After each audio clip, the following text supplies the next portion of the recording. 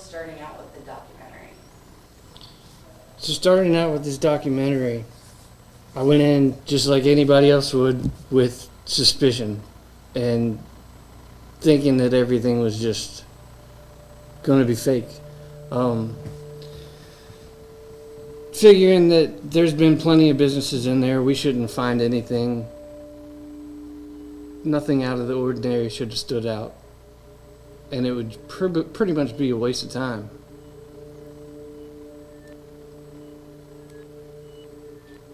What was going through your mind when you found the blood-covered serving tray? So I was down in the basement and I found this serving tray. And it was, I don't know, 8 to 10 inches. And it looked like it was covered in blood. At first I thought it was rust, and I tried to scrape it with my fingernail, and it didn't flake, like, it didn't come off like rust did. It like flaked off of it. And the only thing that I could think of was somebody got mad at somebody in the kitchen and bashed somebody in the head with it.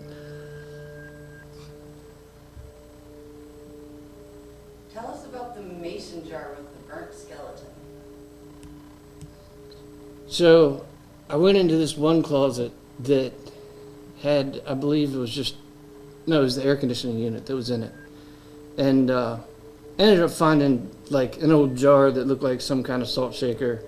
There was a spoon, I think, that was like jabbed into the wall, kind of like somebody stuck it there for whatever reason. But behind the air conditioning unit, there was this mason jar, and I couldn't see it, but I couldn't see what was in it, but I could see it. So I reached back behind there and I grabbed it and I combed it out.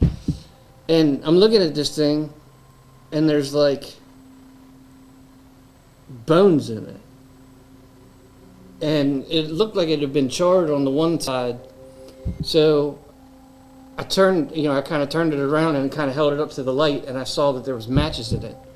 And then I started looking, and it almost looked like a little bird skeleton, which the only thing I can think of is somebody was doing some kind of ritual, or somebody was putting a hex on someone. So the big question, do you think the Hager Hotel is haunted? If I was asked if it was haunted, I would say if it isn't now, it definitely was.